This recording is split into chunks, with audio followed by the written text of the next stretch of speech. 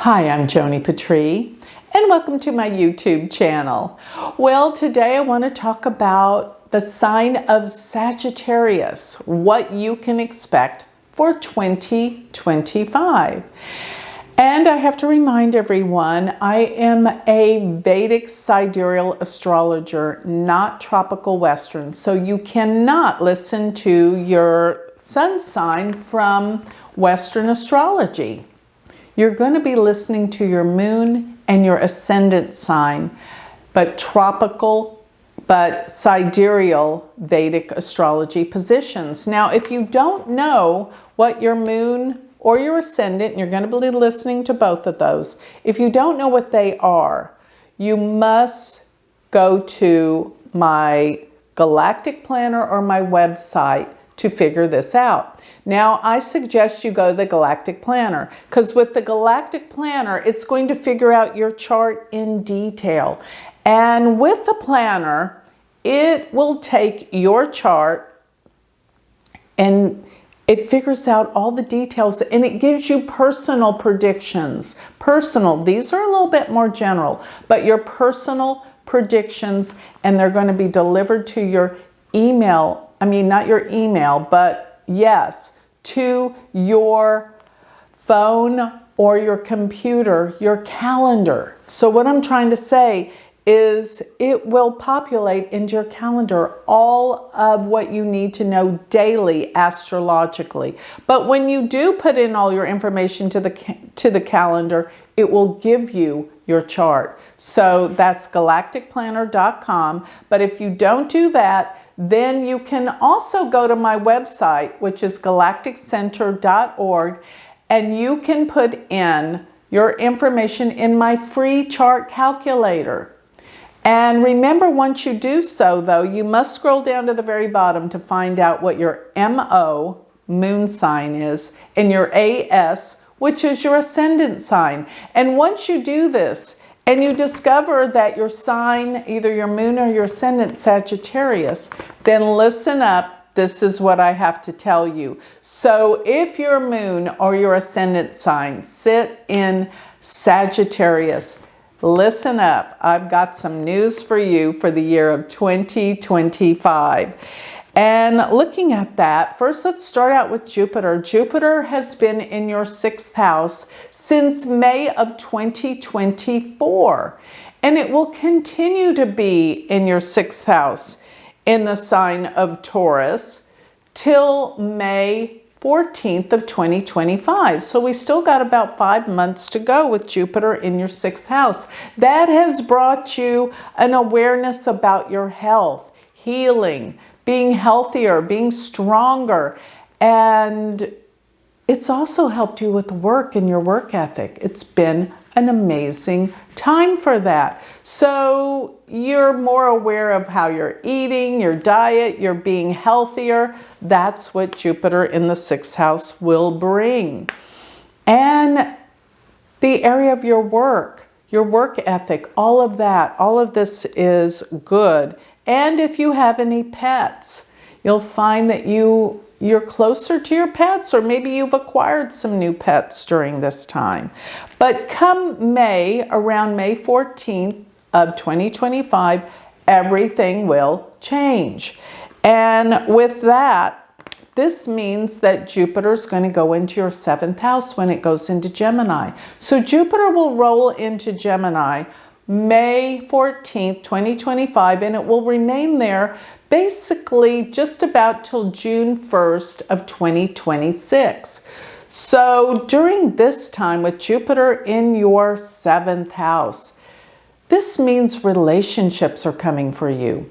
And if you're in a relationship, it means you'll be closer in your relationship, and your partner will be more successful, make more money, be able to provide more. Just there's a great togetherness with partnerships, as well as it can even represent a business partner for that matter. But partnerships are great. Marriage is great. And if you're looking to find someone, this is the year that this is going to happen for you. So get ready. It is your time for relationships and Feeling a connection to other people. This is great. Jupiter in your 7th house. But then there's going to be a little bit of a change.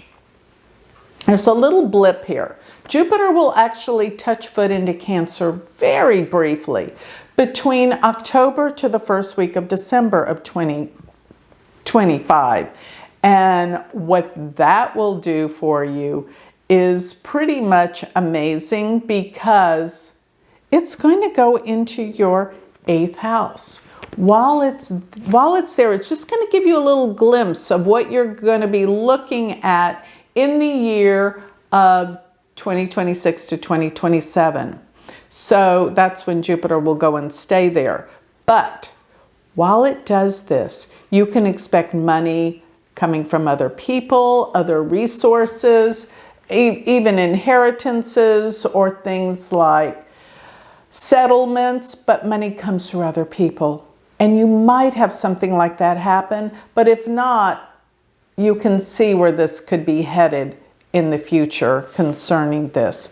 And Jupiter in the 8th house will also inspire you to learn more about yourself. Going deep analysis or research into self-development, those type of things, like astrology, psychology, all of the ologies that you could be exploring and finding a deeper interest in, researching areas to learn more about yourself. Now, Saturn has been in Aquarius, and it's been in your 3rd house. So this has been, you know, it deals a lot with brothers and sisters. If you have siblings, it's like maybe they're not doing well, or they have a difficult time, or maybe you're not seeing them as much. There's just not a connection. Let me put it that way. Not a connection. And another thing is, with Saturn in the 3rd house, you feel it's harder to learn. It's harder to pick up things at school or to communicate with people. Maybe you find that you lose your phone more often. This is what's been happening actually for the past 2 years. Now, let's continue on where Saturn's headed. Saturn's going to be going into your 4th house. And as it does, when it goes into the 4th house, you might find that there's a lot more repairs to be had with your home, with your property, or maybe you're not so satisfied with where you're living and you're looking for other properties. But with Saturn coming together with Neptune, this will be primarily the months of June through August. Saturn and Neptune will be together in your 4th house. And this means that there's going to be a lot of weird things going on in the house and in the home. Weird things, it's like, be cautious and be aware of maybe gas leaks or energies, different energies in your home, even spiritual energies or ghosts or things like that. I know it sounds odd, but you're going to feel some weird energy in the house. Okay, so another thing is, remember that Saturn will shift out of Aquarius from your 3rd house into your 4th house by the end of March into April. And actually, with all that energy happening in your fourth house, you might find something to do with a new home or decorating, more like decorating, or even buying a car during that time, because Venus will be there. So that's going to be primarily the month of April. Now, Rahu and Ketu are going to change signs this year.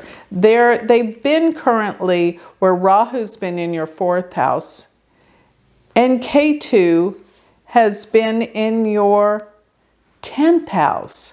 And this tells me there's been some changes. There's already been a lot of changes going on in your home with Rahu in the 4th. And you wanting to move and change. But Ketu in your 10th house, you might have changed jobs over the course of the past year. If not, you've been very unsatisfied with your job, your working position with Ketu in the 10th house. Yes, and this has been over the course of the past year. Or maybe even your boss or superiors, they have not been nice to you and you've been looking for a way out. Maybe you already changed jobs in the past year. But if not, they're still here till about June 1st. So there could be a big shift and change with your work and your position and even where you're living between now and June. But coming to June, this is where Rahu and Ketu are going to change signs. Let's just say June 1st. It's really the last days of May, but let's just say June 1st, because the beginning of June will be a big switch. And what I'm looking at is Rahu will be in your 3rd and Ketu will be in your 9th house. And this changes the way you think. It changes the way you communicate, the way you process information, how you connect with others. And if you do have brothers or sisters with Ketu being, well, Rahu will be in the 3rd house. There can be some problems for siblings. And this starts in June and will continue for the next 18 months where Rahu and Ketu stay in a sign. And the eclipses are also occurring where the Rahu and Ketu are. So big changes for brothers and sisters, as well as your belief systems, what you believe in, what is your sense of purpose in this life, what it is you want to do. This is a big turnover. It really is dramatic. And another thing is you will be doing some traveling. And I know you like that, Sagittarius. You love to travel. So I am seeing where Rahu in the 3rd, but Ketu in the 9th, going to some places that you've never been before. It's exciting. It's fun to travel to new places for you. And your whole belief system about this world is going through a major change and a major shift and transformation.